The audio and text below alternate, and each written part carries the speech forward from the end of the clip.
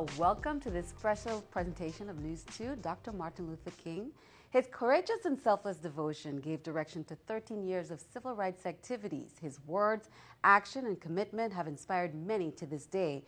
How did it all begin for Dr. Martin Luther King? Here's more on the life of a great leader. He was the son of a preacher man born on January 15, 1929 at the family home in Atlanta, Georgia. Martin Luther King Jr. was the first son and the second child born to the Reverend Martin Luther King Sr. and Alberta Williams King. He attended elementary and high schools in Atlanta. Because of his high scores on college entrance examinations during his junior year in high school, he advanced to Morehouse College without formal graduation from Booker T. Washington High School. Having skipped both the 9th and 12th grades, Dr. King entered college at the age of 15. In 1948, he graduated from Morehouse with a BA degree in sociology. He enrolled in Crozer Theological Seminary in Chester, Pennsylvania, and the University of Pennsylvania, receiving numerous awards. Martin Luther King followed in his father's footsteps and entered the Christian ministry. He was ordained in 1948 at the age of 19 at the Ebenezer Baptist Church in Atlanta. King married Coretta Scott in 1953. And 4 children soon became part of the family. By this time, King was already a strong worker for civil rights for members of his race. He was a member of the NAACP, the National Advancement of Colored People. In 1955, a nonviolent black protest, which lasted 382 days, gained much attention. Civil rights activist Rosa Parks refused to comply with Montgomery's segregation policy on buses. King gained national prominence for his role as president of the newly formed Montgomery Improvement Association. On December 21, 1956, after the Supreme Court had declared unconstitutional the laws requiring segregation on buses, blacks and whites rode the bus as equals. During these days of boycott, King was arrested. His home was bombed. He was subjected to personal abuse, but at the same time emerged as a leader. King also experienced resistance from national political leaders, efforts to undermine. He spoke at many different places, often appearing where there was injustice, protest, and action. In 1960, black college students initiated a wave of sit-in protests that led to the formation of the Student Nonviolent Coordinating Committee. King wholeheartedly supported the movement. In 1963, clashes between unarmed black demonstrators and police armed with dogs and fire hoses generated media headlines throughout the world. President Kennedy responded to the protests by submitting civil rights legislation to Congress, which led to the Civil Rights Act of 1964. Subsequent mass demonstrations culminated in the March on Washington for Jobs and Freedom on August 28, 1963, in which more than 250,000 protesters gathered in Washington, D.C. It was on the steps of the Lincoln Memorial that he delivered his famous "I Have a Dream" speech. King became Time Magazine's Man of the Year in 1963 and recipient of the Nobel Peace Prize in 1964. King's leadership was intensified during 1967 as urban racial violence escalated, and he publicly criticized U.S. intervention in the Vietnam War, which led to strained relations with Lyndon Johnson's administration. King also faced criticism from other movements, including the Black Power. Martin Luther King pushed forward nevertheless. On the evening of April 4, 1968, while standing on the balcony of his motel room in Memphis, Tennessee, where he was to lead a protest march in sympathy with striking garbage workers of the city, he was assassinated. Many were shocked. His funeral services were held April 9, 1968 in Atlanta at Ebenezer Church and on the campus of Morehouse College, with the President of the United States declaring a day of mournings and flags being flown at half-staff. James Earl Ray was arrested in London to stand trial for the assassination of Dr. Martin Luther King. He was sentenced to 99 years in the Tennessee State Penitentiary. Dr. Martin Luther King Jr. was 39 years old at the time of his passing. While on St. Thomas, every year the St. Thomas Synagogue puts the spotlight on young Virgin Islanders who have a spark of Martin Luther King's values in them. The synagogue's new rabbi spoke to News 2 about this year's honorees and why they make sure they celebrate Dr. King's birthday every year.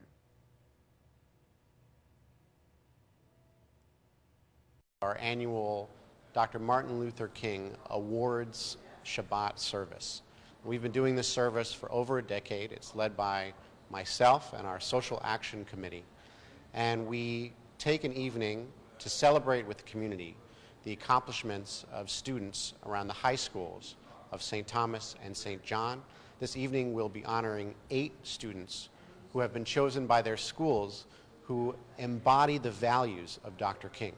And they will have a moment to stand on our pulpit and speak their minds about what they believe are the issues here in our community. When you start thinking about Dr. Martin Luther King Jr. and the social gospel, all that he did over the years, someone like myself who grew up in South Carolina in the early 1960s, just having to deal with a lot of the Jim Crow, having to deal with a lot of the things that Dr. King spoke about.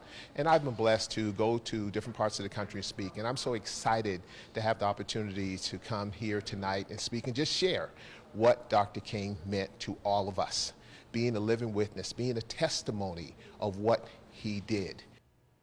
Now, the students were honored for following the footsteps of Dr. Martin Luther King at the annual Special Shabbat Awards service of the Hebrew Congregation of St. Thomas. The event draws many community leaders, government officials to celebrate the life of Dr. Martin Luther King by recognizing these students. Now, here are the students: Shaquille Prasad of All Saints Cathedral School, Joshua Farrell of Faith Christian Fellowship, Mary Alice Prosper of Shalom Ali High School, Larisma Madura of Gift Hill School on St. John, Abigail Joseph of Eudora Ken High School, Liliana Francis of St. Peter and Paul Catholic School, and Leah Trotman of VI Montessori School and PGIA. Those are some of our honorees there. And to these students on Friday, in recognition of Dr. Martin Luther King, they spoke about their dreams, described the impact his legacy has had on their lives, and in the spirit of service, made donations to local organizations that greatly help the VI community.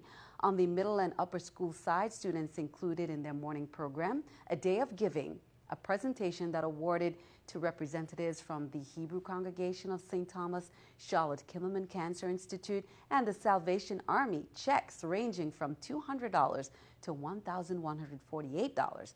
Funds were raised by the students throughout the year through various initiatives. The program also included a student reading of excerpts from Dr. King's famous I Have a Dream speech and a discussion of the impact that this has had, the legacy has had on their lives.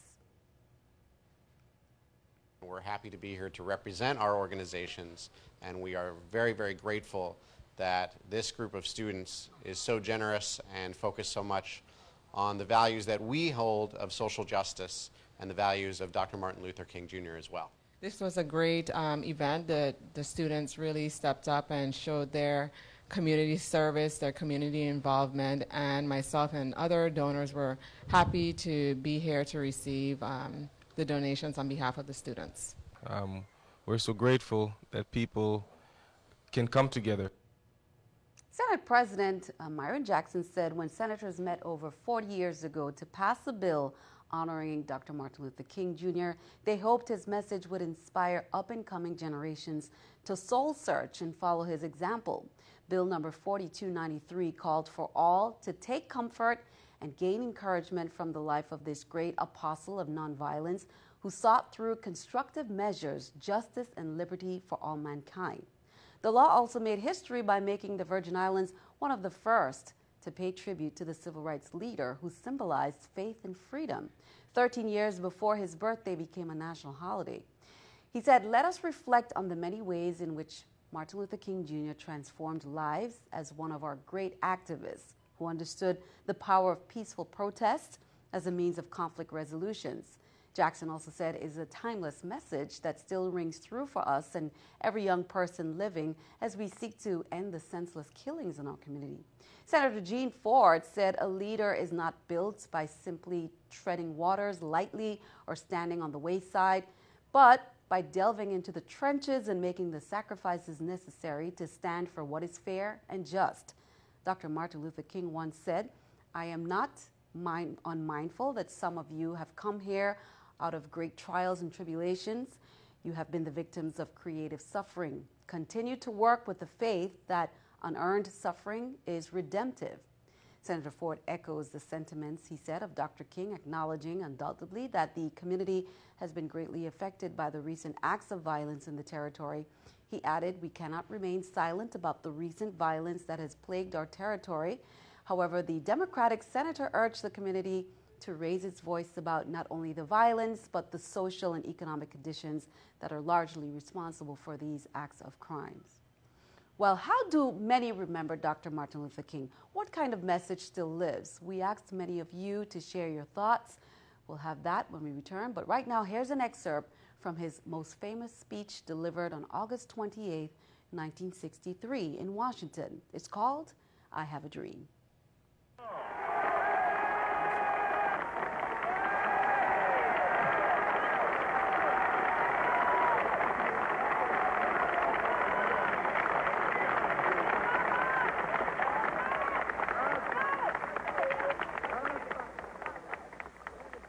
I am happy to join with you today in what will go down in history as the greatest demonstration for freedom in the history of our nation.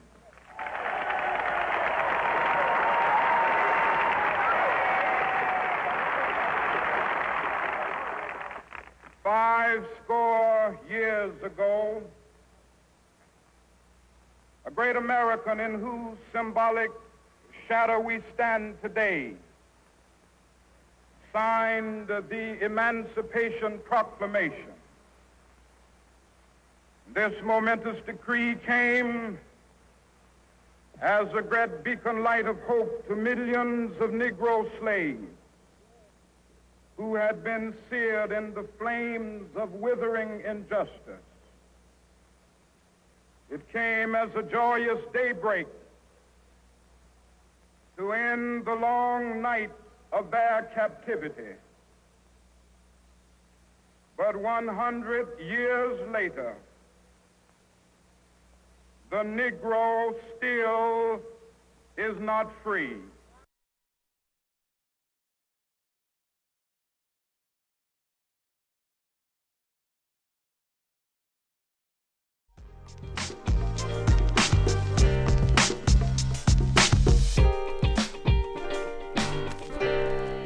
Welcome back. In the spirit of Martin Luther King Jr., News 2 connected Virgin Islanders who are moving forward within their respective fields and pursuits.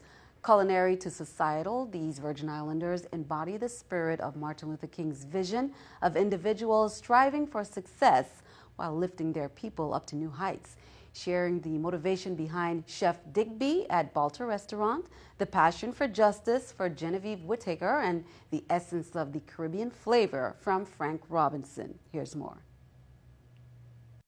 A lot of people, when they look at my career, they look at like the last 3 years and they base it on that.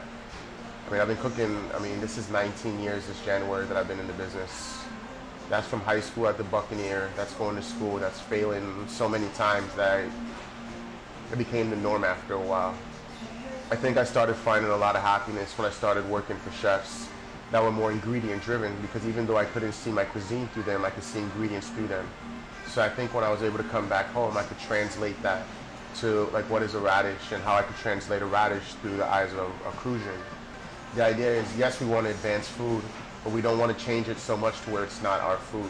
So I feel like as Crucians, as West Indians, we should celebrate who we are, not just through our food, but who we are as people, our culture, our traditions, and just being alive. And I think that's the beauty of the food, that it's not just nutritious, it's not just good for us, but it tells a story of who we are as people, you know, where we are in this world, who lived here, why are we in the predicaments we are in, why? You know, I think our food tells that story. I just want to see the farms come, people support the farms. I want to see the farms come alive. I think we have great farmers there, but I want to see more of it on the plate. And I know, 10 years from now, this restaurant scene is going to be different. When I take students like Rico, who spent 4 years with me while he was through Complex, graduated from Deuce, recently just left last month. He went to college. And right now, his boss called me 2 nights ago from Tuscan Trotter, which is a James Beard nominated restaurant, top class. And he says, I put him on the grill on his second night. And I couldn't believe this kid is 18 years old. Is everyone this good where you're from? And it was just a reminder that if you work hard, because that kid worked hard, and it was a reminder that we have a lot of talent here. We just got to focus in on it. If I had one visionary message to say, just keep dreaming. From very young, I explored human rights. All in elementary school, and even when I had a chance to live in Maryland for a few years, I began learning about Native Americans and African history, and then got deeper into understanding Virgin Islands history. And interesting enough, I've always been interested in the law, so from very young also I was interested in becoming a lawyer. So I think that has always been my journey about helping others.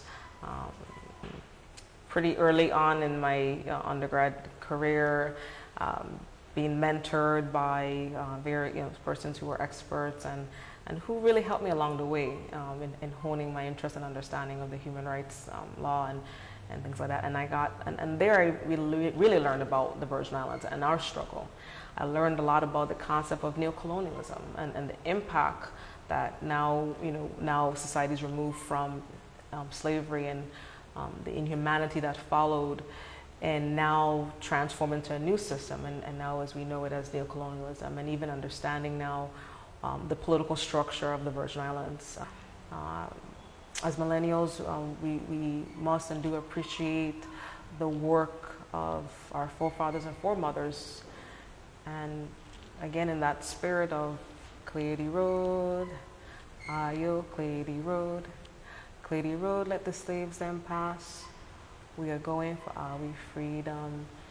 So to my generation, on the heels and the backs of our ancestors, being inspired by their great, immense sacrifice, that we can find ourselves and make different types of sacrifices, but make ones nonetheless to see a much different Virgin Islands 50, 100 years from now. Life is a journey, so to get where I am, I haven't reached my destination yet. I'm still on that very same journey that has brought me thus far. I love to eat, I love to drink, everybody knows that. But also, I enjoy an amazing experience. So if I can translate an amazing experience through my drinks and through my food, I feel like I'm winning. My mission in my craft is to make other people happy. The reason why I fell in love with this is that when people drink, when people socialize, hang out, and get together, it creates a true essence of joy, even in the worst of times. I find it essential to put the Caribbean essence into my cocktails, to put it into my food, to put it into anything else. And the fruits and produce, the vegetables, the roots, the herbs, the life that is produced here, I want to be able to give that back to my own people first, back to the Crucian people, back to the Virgin Islanders first. But then when people travel here, they want to experience something that comes from here. And I hope to provide that. It's really about togetherness. At the end of the day, it's all about us coming together, working together, uplifting each other, and creating a quality product not only for ourselves, but for the tourists that we rely on. But I think that if we focus on creating something that is beautiful at home, for the people at home, those who come and see that will love it more than anything else. Because we are rife with opportunity, and people are beginning to see it. But if we produce something that is uniquely local, something that is amazing from here, I think that we can all do it together. You know, my motto is everybody eats. If I eat, somebody else can eat. Great message there. Virgin Islanders seeking new heights by pursuing their dreams while retaining their culture and heritage.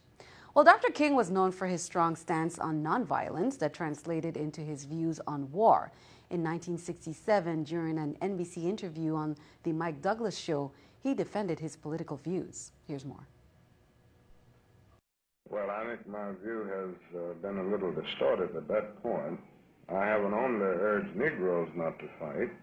I feel that the war is so unjust, so abominable, so futile and bloody and costly that nobody should be fighting there. I haven't limited my concern to just the American Negro, although I know we are dying in disproportionate numbers there, and we are on the losing end both there and at home, because as long as the war in Vietnam continues, social programs will inevitably suffer here at home.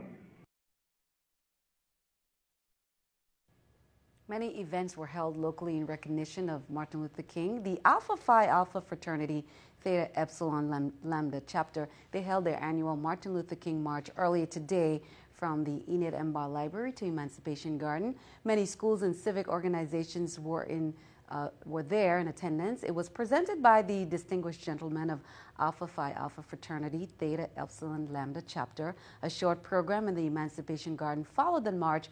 We'll have those highlights tomorrow. Well, Dr. King has undoubtedly changed the American social landscape on massive scale, but for individuals he influenced, the man represented many different things. Here are more personal thoughts on Dr. Martin Luther King. As we celebrate the legacy and life of Martin Luther King Jr., Dr. Martin Luther King Jr., a man who brought hope and healing to so many that felt disenfranchised.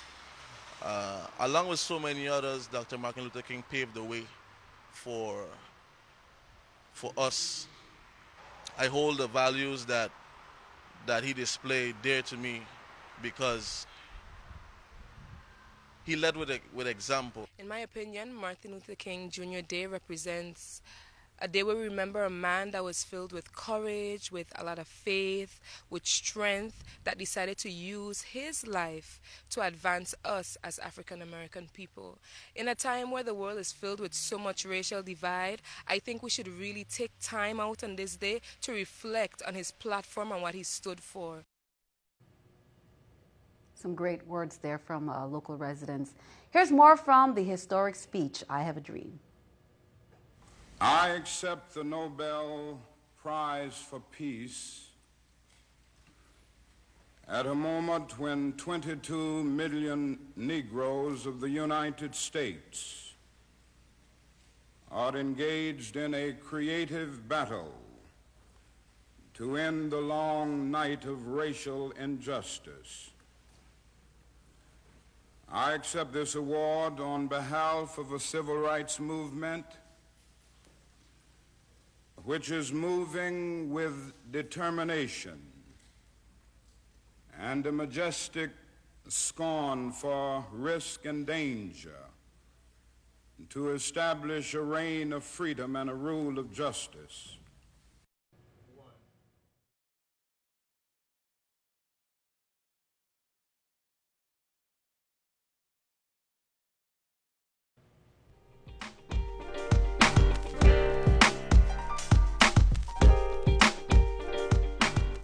Welcome back. We thank you for joining us on this special as we recognize the life of Dr. Martin Luther King. I'm Sandra Gumansingh, and what we're going to do is leave you with some more words of wisdom from Dr. King. Be sure to tune in to News 2 at 7 and midnight on Tuesday for all the latest news, weather, and sports. Thank you for joining us.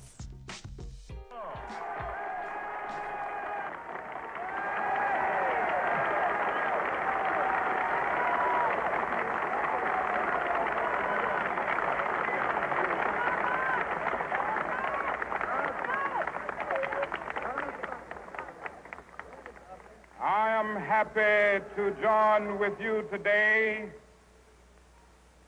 in what will go down in history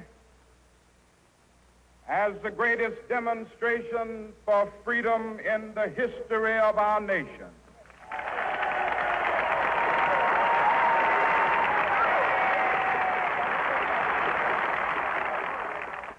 Five score years ago, a great American in whose symbolic shadow we stand today signed the Emancipation Proclamation. This momentous decree came as a great beacon light of hope to millions of Negro slaves who had been seared in the flames of withering injustice. It came as a joyous daybreak to end the long night of their captivity. But 100 years later, the Negro still is not free.